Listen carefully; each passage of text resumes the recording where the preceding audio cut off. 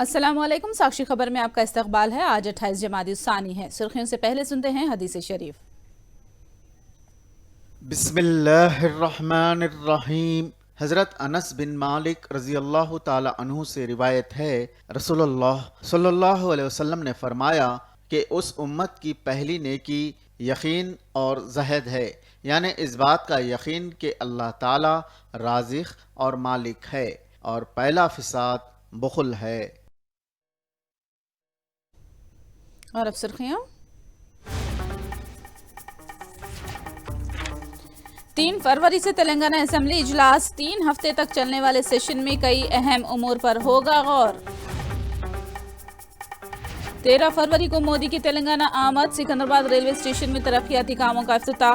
Parade grounds में जलसे आम। शहर में आग लगने के वाकयात पेश न आने लायक इक़दाम करने का तयक़ुन। 25 जनवरी को आला सतही इजलास। तलसानी का बयान।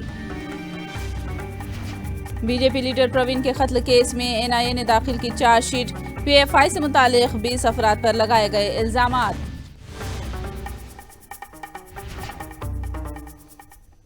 और अब तफसील। तेलंगाना कानून साज असेंबली के बजट इजलास का 3 फरवरी से आगाज होगा। 5 फरवरी को असेंबली में रियासती बजट पेश किए जाने का इम्कान है। तवक्को है कि तेलंगाना असेंबली का बजट इजलास 3 हफ्तों तक जारी रहेगा। बताया जाता है कि वजीर आला केसीआर बजट इजलास के दौरान तेलंगाना से मरकजी हुकूमत के सौतेले सुलूक और फंड्स की अदम इजराई के ताल्लुक से उजागर करेंगे।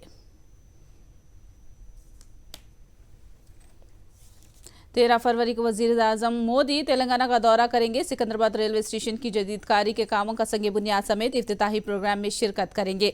बाद में वो सिकंदराबाद परेड ग्राउंड्स में मुनक़िद किए जाने वाले जलसे आम में शिरकत करेंगे।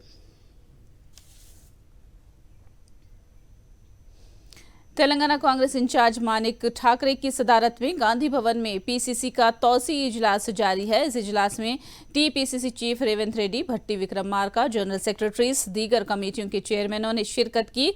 हाथ से हाथ जोड़ अभियान के नाम से रेवंत रेड्डी की पदयात्रा से मुताल्लिक़ तबादिले ख्याल के लिए इजलास तलब किया गया है। इस इजलास में कांग्रेस कायदीन ने पदयात्रा करने से इत्तेफाक किया।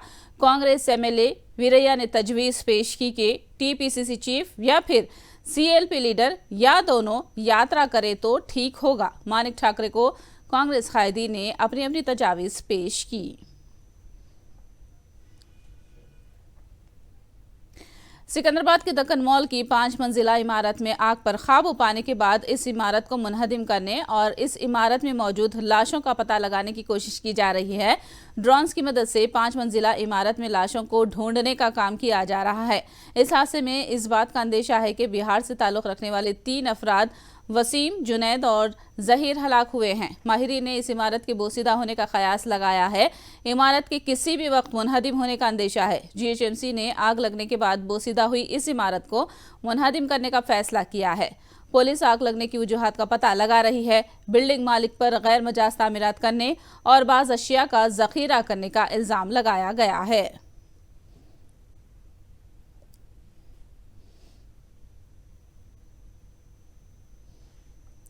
दक्कन मॉल इमारत में आग लगने के बाद अतराफ में रहने वाले घरों से लोगों का तखलिया करा दिया गया है। 5 मंजिला इमारत के मुनहदिम होने तक मुकामी लोगों को अतराफ के मकानों में जाने से रोका जा रहा है।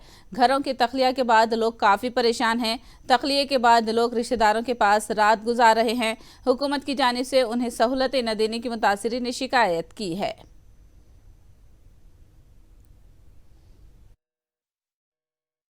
బేస్తారం నుంచి 3 రోజులు అయ్యేటికి 3 రోజుల నుంచి బయటనే ఉంటున్నాము. చల్లగా చలిలో ఉన్నాము. జ్వరాలు వచ్చినాయి. గోళీలు ఇస్తారు గవర్నమెంట్ నుంచి. గోళీలు వేసుకుంటున్నాము ఉంటున్నాం. అగ్ని ప్రమాదం జరిగిన రోజు మొత్తం పొగకి ఏమన్నా ఇబ్బంది పడ్డారు చిన్న పిల్లలు వీళ్ళంతా? పొగ వచ్చి దగ్గులు వచ్చినాయి. గొంతులలో మండుతున్నాయి. జ్వరము ఇవన్నీ ప్రాబ్లాలు ఉన్నాయి. బయట ఉన్న పిల్లలను తీసుకొని ఎక్కడ ఉండాలో చెప్పు. ఇక మాది ఏమన్నా కూలిపోతే ఏమన్నా అయితే మేము అందరం చచ్చిపోవాలి. ఇంట్లోనే కదా. బయట రూమ్ మొత్తం వేడి వేడిగా ఉంది. పైన సెకండ్ ఫస్ట్ అసలు ఇంట్లోనే పోతలేం. బేసారం నుంచి బయటనే ఉన్నాం. ఇప్పుడు ఇంకా ఎన్ని రోజుల నుంచి మరి ఒకవేళ మీరు ఇళ్లకు పోవాలన్నా మీ ఇల్లు అయితే బాగాలేదు కదా, మరి గవర్నమెంట్ మీకు ఏమైనా చేస్తామంటుందా? మీరు ఏమైనా అడుగుతారు? ఏం చెప్తలేరు. ఇంకా మాకు చెప్పలేదు. మాకేం చేయలేదు. ఇంకా చెప్తాము అంటున్నారు. ఇంకా వారం రోజులు 10 రోజులు టైం పడుతుంది. మీరు బయట ఉండాలి. ఎక్కడన్నా చుట్టాలంటే ఏ చుట్టాలలో పోయి ఉంటాం? 1 రోజు 2 రోజులు ఉంటాం. చిన్న పిల్లలకి అప్పకొచ్చి నుంచి బాగా ఇబ్బంది అవుతుంది. హెల్త్ ప్రాబ్లమ్స్ వస్తున్నాయి, వామిటింగ్స్ అది ఇది. పిల్లల్ని అయితే తీసుకొని చలిలో ఉండలేకపోతున్నాం. దగ్గర ఉన్న రిలేషన్స్ దగ్గరికి వెళ్ళినాం మొన్న నైట్ నుంచి, అక్కడనే ఉంటున్నాము. ఇక నైట్ అక్కడ ఉండి మార్నింగ్ కూడా ఇల్లు కూడా కూలే స్థితికి వచ్చేసింది కదా, గవర్నమెంట్ ఏమన్నా అడుగుతురా? ఏం చెప్తారు గవర్నమెంట్ వాళ్ళు? ఇంకేం చెప్తలేరు, వస్తురు చూస్తురు పోతురు. అందరు వచ్చి చూసిపోవడం అన్నది కానీ ఎవరు ఏం చెప్తలేరు. మీ ఇల్లుకి ఇట్లా ప్రాబ్లం అయితే మేము ఉన్నాం ధీమా అన్నట్టు ఏం ధీమా ఇస్తలేరు. మరి ఎట్లా మా పరిస్థితి? చిన్నపిల్లల్ని తీసుకొని ఎన్ని రోజులని ఉంటాం బయట? వారం 10 రోజులు అంటే ఏడు ఉండాలి. చిన్నపిల్లలకి ప్రాబ్లం కాదా? బతకనికైతే కష్టమే కదా సార్. మేము మా భర్తలు కూడా లేరు. మేము ఇప్పుడు రోడ్డు మీద ఏదైనా పని చేసుకునే బతుకుడు. కరెంటు కూడా లేదు మాకు. కరెంట్ లేదు, పొయ్యి మీద వండుకుంటలేము, చేస్తలేము, అన్నిటికీ ఇబ్బంది అవుతుంది మాకు.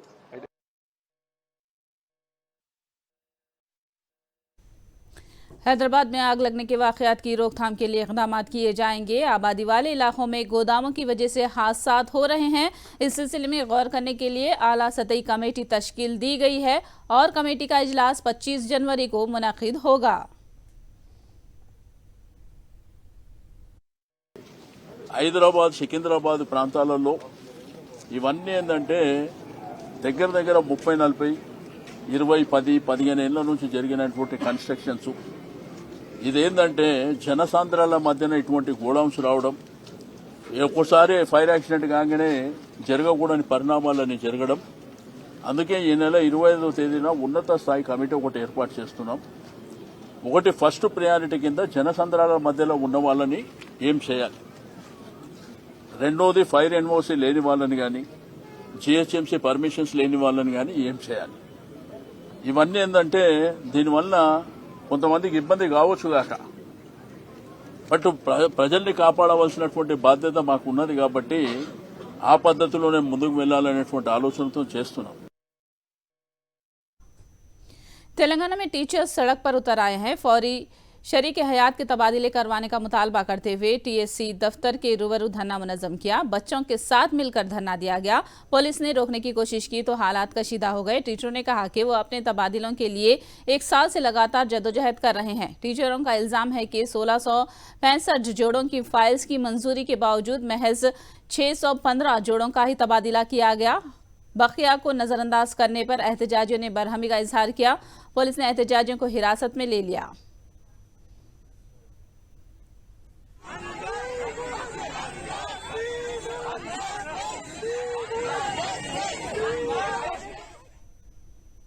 हैदराबाद इफ्लो यूनिवर्सिटी की एक तालिबा ने खुदकुशी कर ली। हरियाणा से ताल्लुक रखने वाली अंजलि नामी तालिबा इमारत की 4थी मंजिल से छलांग लगाकर खुद को खत्म कर लिया। पुलिस निशानदही में पता चला है कि वो अपनी मां से बात करते हुए ही इमारत से कूद पड़ी। पुलिस का शुबा है कि घरेलू मसाइल ही खुदकुशी की वजह हो सकते हैं। अंजलि की लाश को गांधी अस्पताल मुंतकिल किया गया है। पुलिस ने केस दर्ज करके जांच का आगाज कर दिया है।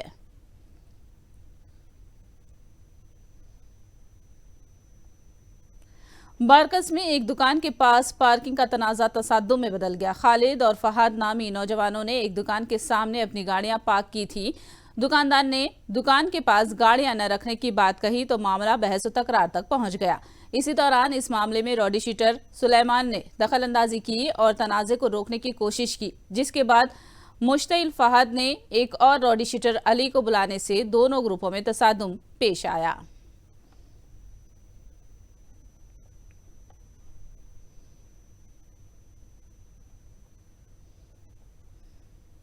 महबूबनगर जिले के महकमे डाक की लापरवाही मंजर आम पर आई है। नागाला के करीब कोंटला चेरू के करीब भारी मिकदार में आधार कार्ड्स, एटीएम कार्ड्स और लाइसेंस पाए जाने से सनसनी फैल गई है। महकमे डाक से आवाम तक पहुंचने वाले कार्ड्स नदी में फेंक दिए गए हैं। हर एक चीज के लिए आधार को लाजिम करार दिया जा रहा है और महकमे डाक की जानिब से इस तरह की लापरवाही सामने आई है, जिस पर आवाम ने बरहमी जाहिर की और कसूरवारों के खिलाफ सख्त कार्रवाई करने का फैसला किया।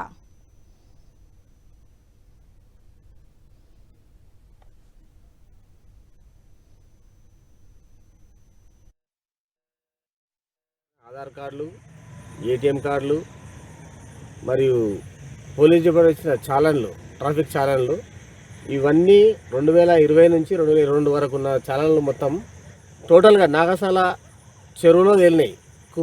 కట్టలు కట్టి సంచులో మూడ కట్టి ఇక్కడ వాడేసారు. ప్రజలకు అందాల్సిన ఆధార్ కార్డులను వాళ్ళకి అందియకుండా వాళ్ళ ఇబ్బందులు పెట్టి సంబంధిత డిపార్ట్మెంట్ వాళ్ళు ఎవరో తీసుకొచ్చి దీన్ని నాగసాల చెరువులో తేలినాయి. దీని మీద సంబంధించిన అధికారులు చర్య తీసుకోవాలని చెప్తున్నాం. ఈ ఆధార్ కార్డు అనేది భారత ప్రభుత్వం ఇచ్చింది. ప్రతి దానికి ఏ దానికైనా ఆధార్ కార్డు కావాలి. అలాంటి ఆధార్ కార్డులు లేక చాలామంది ఇబ్బందులు పడుతుంటే వాళ్ళు అప్లై చేసి 2-3 సార్లు ఎదురు చూస్తారు వాళ్ళ ఆధార్ కార్డుల కోసము. అలాంటి ఆధార్ కార్డులను తీసుకొచ్చి కట్టలు కట్టి నిర్మానుష్య ప్రదేశంలో పడేసిపోయారు.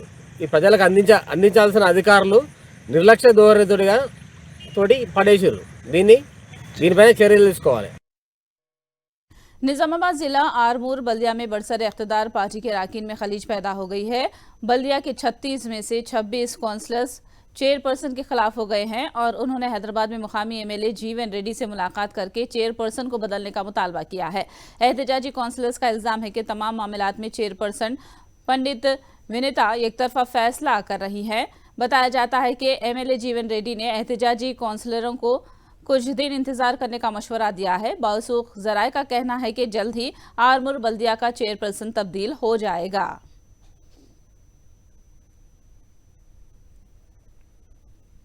हैदराबाद में वाक़ तेलंगाना रेसिडेंशियल स्कूल्स में तलबा को असरी सहूलतें मुहैया की जा रही हैं। आसिफ नगर में वाक़ लड़कों के स्कूल में साइंस और तहक़ीक़ के लिए तलबा को लैब की सहूलत दस्तियाब है।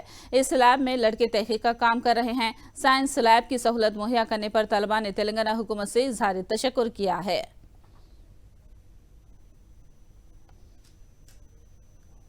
जी हमारे यहाँ पे लैब रूम है। यहाँ पे जो हम बहुत सारे एक्टिविटीज़ कर सकते हैं।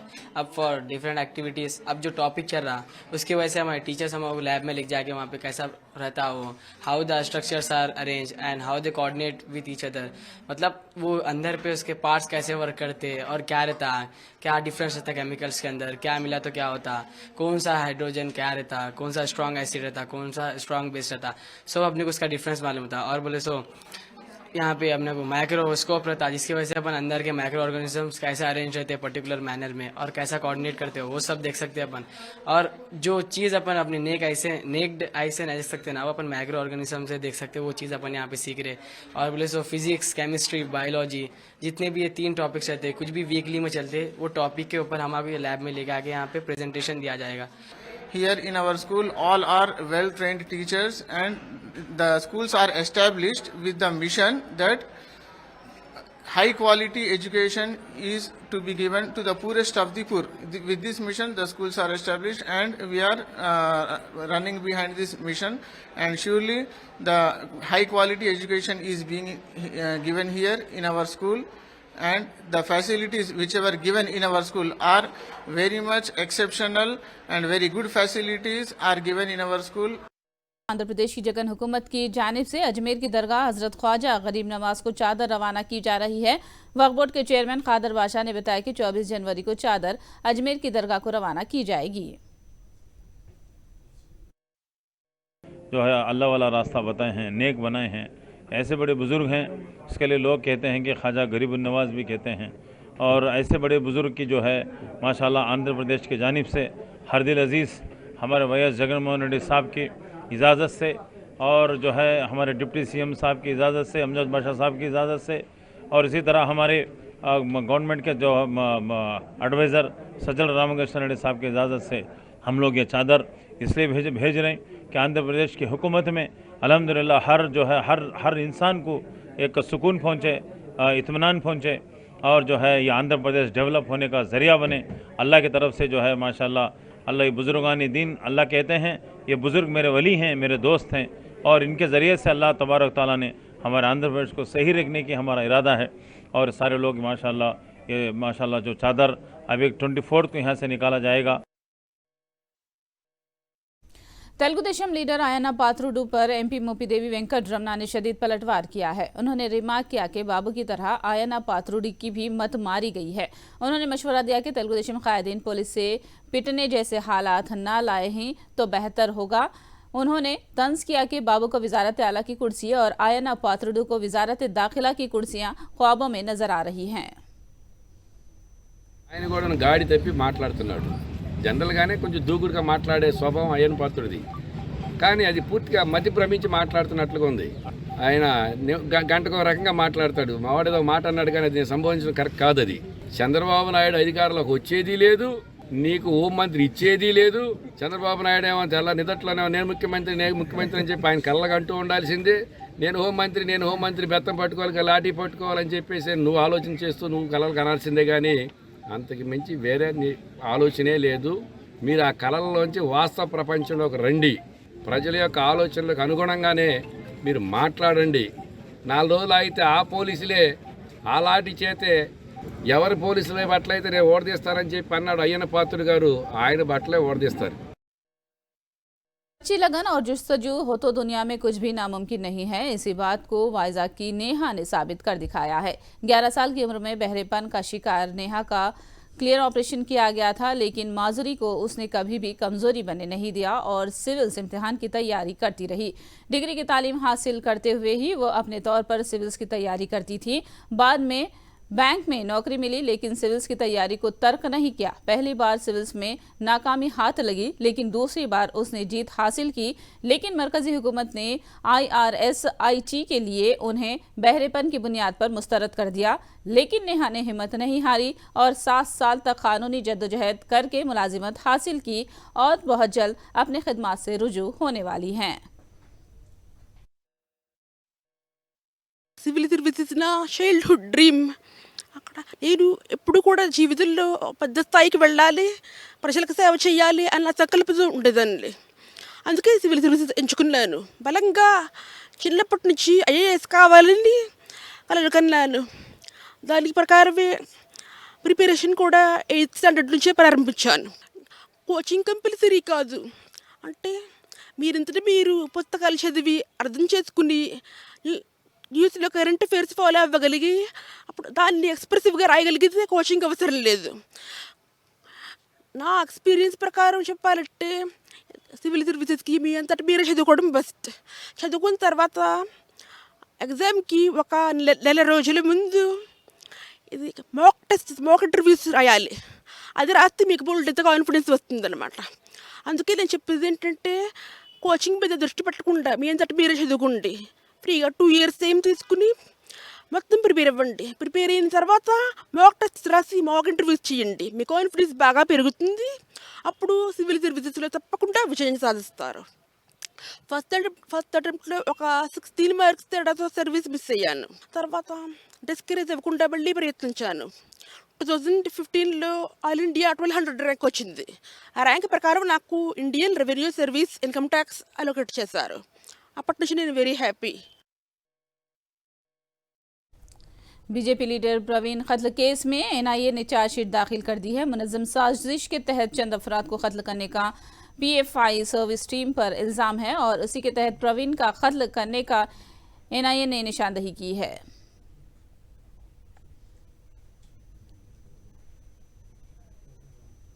रेसलिंग फेडरेशन ऑफ इंडिया की मुखालिफत में किए जा रहे एहतजाज को रेसलर्स ने खत्म कर दिया है। जिनसी हरासानियों के इल्जामात की जांच के लिए IOA की जानिब से कमेटी कायम करने और मरकजी वजीर खेल अनुराग ठाकुर से मुज़ाकिरात कामयाब होने पर रेसलर्स ने एहतजाज खत्म कर दिया है। इस ज़िमन में मैरी कॉम की क़ियादत में कमेटी कायम की गई, जिसमें जांच 4 हफ्तों में मुकम्मल कर ली जाएगी। तब तक WFI की सदारत से ब्रिजभूषण को दूर रहने की हिदायत दी गई है।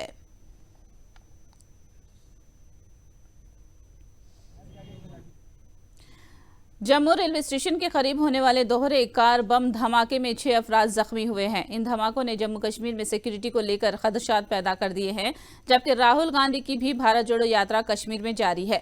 ये धमाका जम्मू कश्मीर के नरवाल इलाके में पेश आया। कार में धमाकू मादा रखते हुए धमाके किए गए हैं। जख्मियों को अस्पताल मुंतकिल किया गया है, जिसमें से एक की हालत तशवीशनाक बताई गई है। इसी दौरान राहुल गांधी की यात्रा के पेश नजर कश्मीर में हाई अलर्ट का ऐलान किया गया है।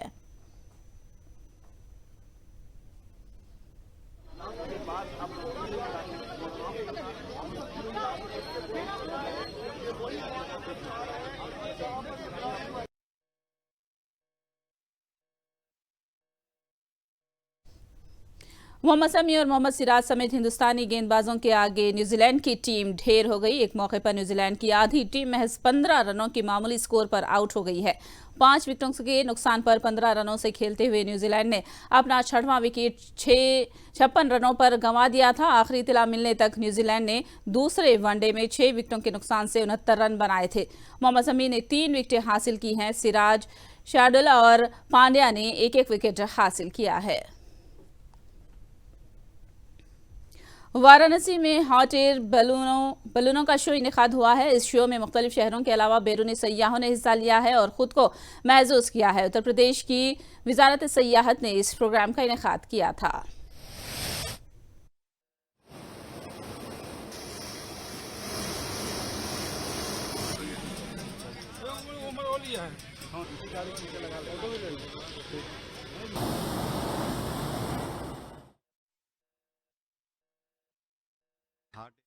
की सफारी जो है बहुत अपने आप में एक रोमांचकारी है और ऊपर से शहर को देखना, काशी जैसे शहर को, काशी की सुंदरता को अपनी आंखों से प्रत्यक्ष रूप से देखना अपने आप में एक अद्भुत नज़ारा है और एक अद्भुत रोमांच है। बहुत अच्छा लग रहा है। आज ये पहली बार हॉट एयर बैलून में सफ़र करने का अवसर मिला। बहुत अच्छी अनुभूति हो रही है। First of all, it's a great experience for us and thank Indian side for the hospitality and such a good cultural program because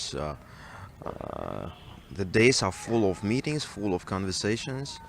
Most of them are very fruitful and the cultural part is such a beautiful part of our job. So आखिर में सुर्खियां एक बार फिर। 3 फरवरी से Telangana assembly इजलास, 3 हफ्ते तक चलने वाले सेशन में कई अहम उमूर पर होगा गौर। 13 फरवरी को मोदी की तेलंगाना आमद, सिकंदराबाद रेलवे स्टेशन में तरक्याती कामों का इफ्तिताह, परेड ग्राउंड्स में जलसे आम। शहर में आग लगने के वाकयात पेश न आने लायक इकदाम करने का तयक़ुन, 25 जनवरी को आला सदरी इजलास, तलसानी का बयान। बीजेपी लीडर प्रवीण के कत्ल केस में एनआईए ने दाखिल की चार्जशीट, पीएफआई से मुताल्लिक़ 20 अफराद पर लगाए गए इल्जामात।